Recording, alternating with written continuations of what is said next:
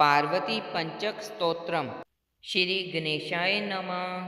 धराधरेन्द्र नंदनी शशांक मौलि संगनी सुरेश शक्तिवर्धनी नितांत कांत कामनी निशाचरेन्द्र मर्दनी त्रिशूल शूलधारणी मनोव्यथा विदारणी शिवं तनोतु पार्वती।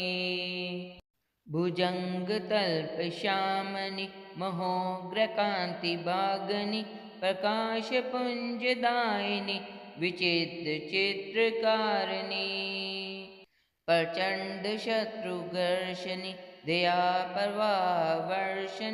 सदा सौभाग्यदायिनि शिवं तनोतु पार्वती।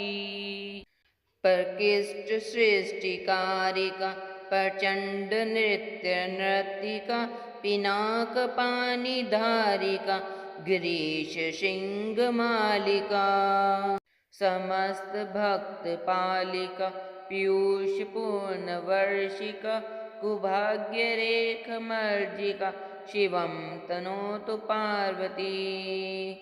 तपश्चरी कुमारिका जगत्परा प्रहेलिका विशुद्ध भाव साधिका सुधा सरित प्रवाहिका प्रत्यन्य पक्ष पोषिका सदादिभाव तोषिका शनिग्रादितर्जिका शिवं तनोतु पार्वती।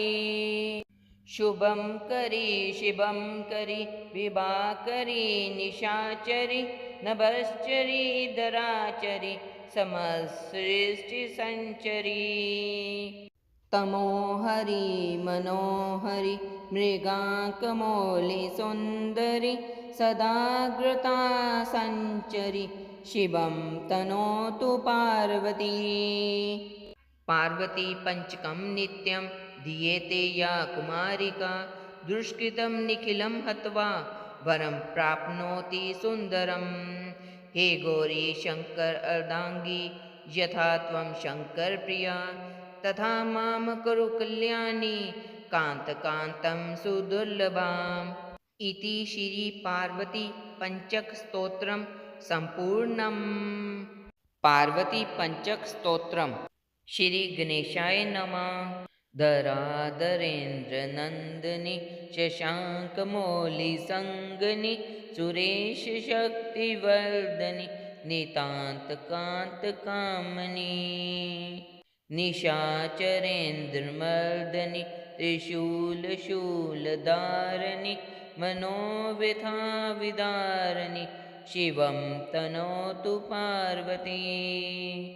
भुजङ्गतल्पश्यामनि महोग्रकान्तिभागनि प्रकाशपुञ्जदायिनि विचित्रचित्रकारिणि प्रचण्डशत्रुघर्षणि दयापर्वावर्षणि सदा सौभाग्यदायिनि शिवं तनोतु पार्वती। प्रकृष्ट सृष्टिकारिका प्रचंड नृत्य नर्तिका पिनाकपाणिधारिका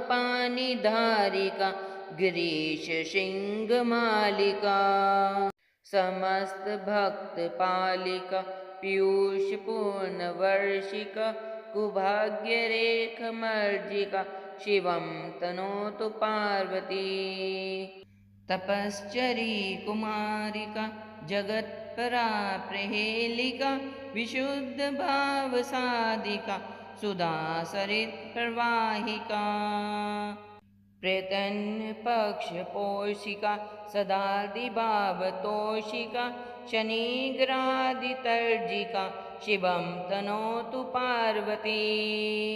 शुभं करी शिवं करी विभाकरी निशाचरी नभश्चरी धराचरी समसृष्टि संचरी तमोहरी मनोहरी मृगांकमौलि सुंदरी सदाग्रता संचरी शिवं तनोतु पार्वती।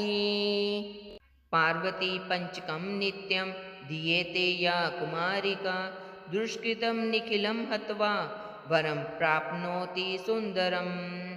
हे गौरी शङ्कर अर्धाङ्गी, यथा त्वं शङ्करप्रिया, तथा मां कुरु कल्याणी, कान्तकान्तं सुदुर्लभाम्।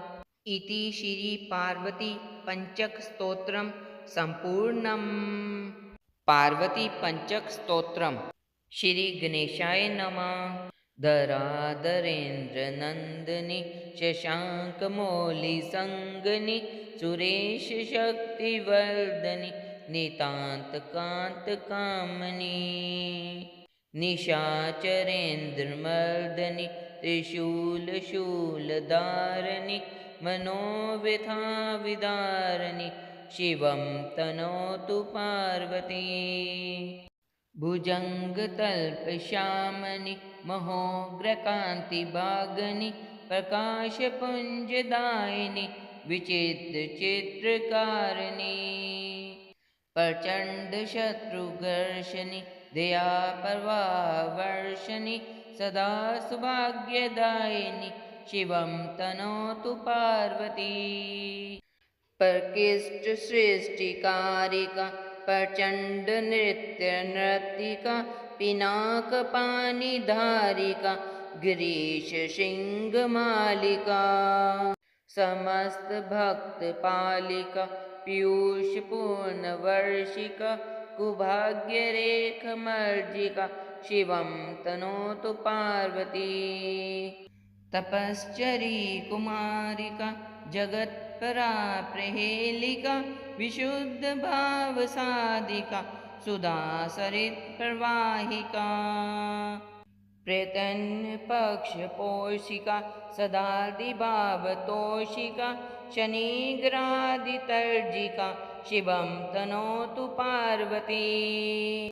शुभं करी शिवं करी, विभाकरी निशाचरी, नभश्चरी धराचरी, समसृष्टिसञ्चरी, तमोहरी मनोहरी, मृगाङ्कमौलि सुन्दरी, सदाग्रता सञ्चरी, शिवं तनोतु पार्वती।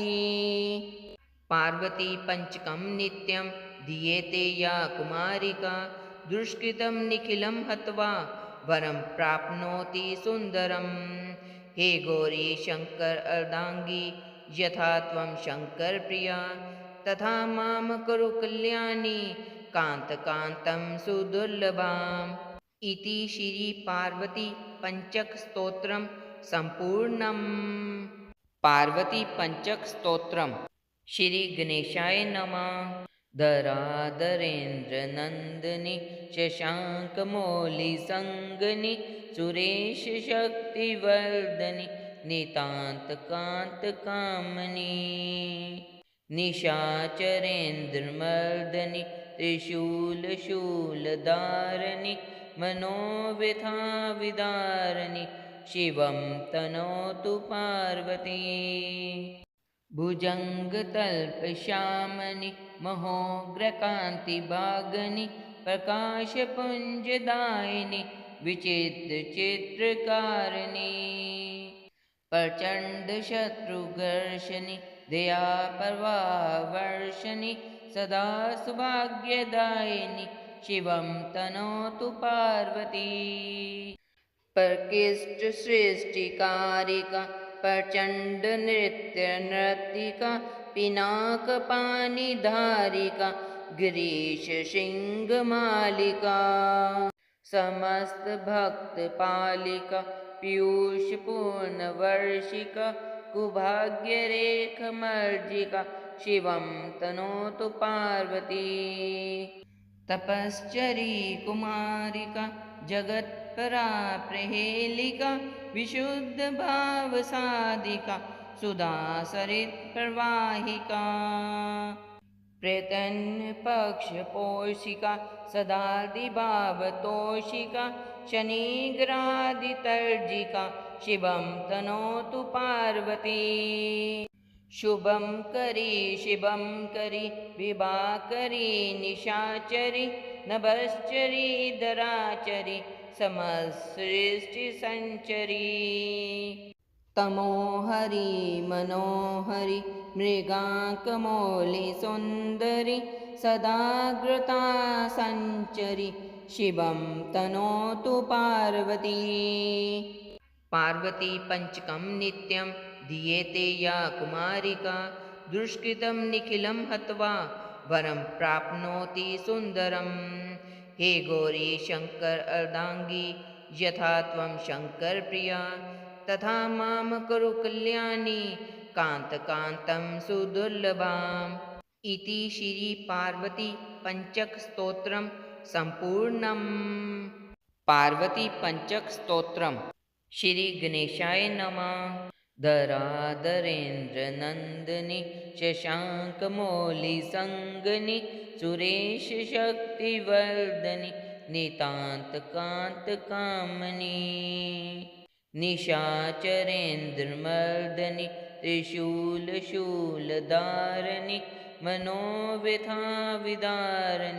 शिवं तनोतु पार्वती। भुजङ्गतल्पश्यामनि महोग्रकान्तिभागनि प्रकाशपुञ्जदायिनि विचित्रचित्रकारिणि प्रचण्डशत्रुघर्षणि दयाप्रवाहवर्षणि सदा सौभाग्यदायिनि शिवं तनोतु पार्वती। प्रकृष्टसृष्टिकारिका प्रचण्डनृत्यनर्तिका पिनाकपाणिधारिका गिरीशशृङ्गमालिका समस्तभक्तपालिका पीयूषपूर्णवर्षिका कुभाग्यरेखमर्जिका शिवं तनोतु पार्वती। तपश्चरी कुमारिका जगत्परा प्रहेलिका विशुद्धभावसाधिका सुधासरित्प्रवाहिका प्रेतन्पक्षपोषिका सदादिभावतोषिका शनिग्रादितर्जिका शिवं तनोतु पार्वती। शुभं करी शिवं करी विभाकरी निशाचरी नभश्चरी धराचरी समसृष्टिसञ्चरी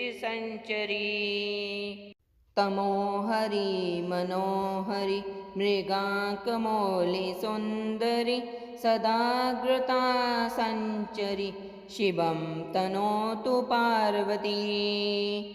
पार्वती पंचकं नित्यं दीयते या कुमारिका दुष्कृतं निखिलं हत्वा वरं प्राप्नोति सुन्दरम्।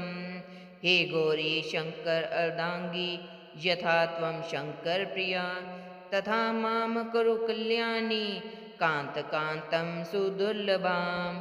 इति श्री पार्वती पंचक स्तोत्रम संपूर्णम्। पार्वती पंचक स्तोत्रम। श्री गणेशाय नमः। धराधरेन्द्रनन्दिनि शशाङ्कमौलि सङ्गनि सुरेश शक्तिवर्धनि नितान्तकान्तकामिनि निशाचरेन्द्रमर्दनि त्रिशूलशूलधारिणि मनोव्यथाविदारिणि शिवं तनोतु पार्वती। भुजङ्गतल्पश्यामनि महोग्रकान्तिभागनि प्रकाशपुञ्जदायिनि विचित्रचित्रकारिणि प्रचण्डशत्रुघर्षणि दयाप्रवाहवर्षणि सदा सौभाग्यदायिनि शिवं तनोतु पार्वती। प्रकृष्टसृष्टिकारिका प्रचण्डनृत्यनर्तिका पिनाकपाणिधारिका गिरीशशृङ्गमालिका समस्तभक्तपालिका पीयूषपूर्णवर्षिका कुभाग्यरेखमर्जिका शिवं तनोतु पार्वती। तपश्चरी कुमारिका जगत्परा प्रहेलिका विशुद्धभावसाधिका सुधासरित्प्रवाहिका प्रेतन्पक्षपोषिका सदादिभावतोषिका शनिग्रादितर्जिका शिवं तनोतु पार्वती शुभं करी शिवं करी विभाकरी निशाचरी नभश्चरी धराचरी समसृष्टिसञ्चरी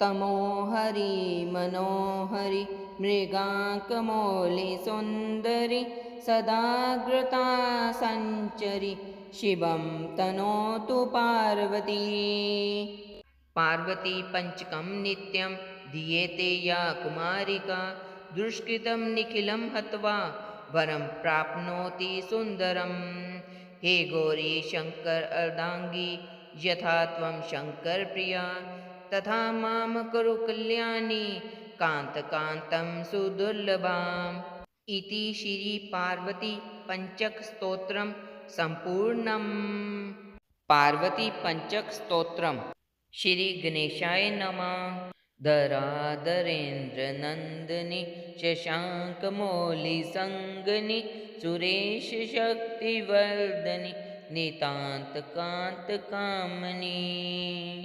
निशाचरेन्द्रमर्दनि त्रिशूल शूलधारनि मनोव्यथा विदारनि शिवं तनोतु पार्वती भुजङ्गतल्पश्यामनि महोग्रकान्तिभागनि प्रकाशपुञ्जदायिनि विचित्रचित्रकारिणि प्रचण्डशत्रुघर्षणि दयाप्रवाहवर्षणि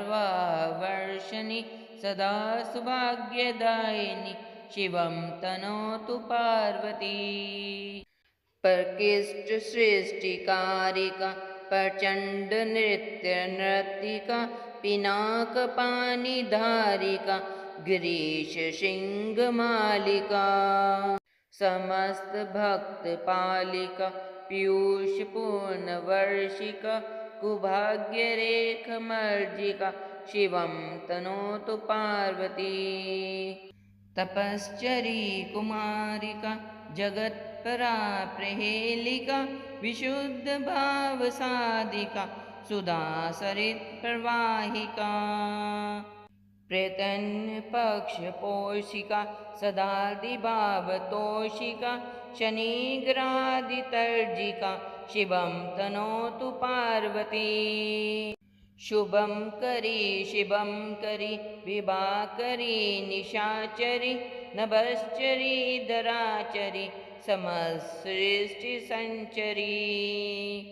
तमोहरि मनोहरि मृगाङ्कमौलिसुन्दरि सदाग्रता सञ्चरि शिवं तनोतु पार्वती पार्वती पंचकं नित्यं दीयते या कुमारिका दुष्कृतं निखिलं हत्वा वरं प्राप्नोति सुन्दरम् हे गौरी शङ्कर अर्धाङ्गी यथा त्वं शङ्करप्रिया तथा मां कुरु कल्याणी कान्तकान्तं सुदुर्लभाम् इति श्री पार्वती पंचक स्तोत्रम संपूर्णम्।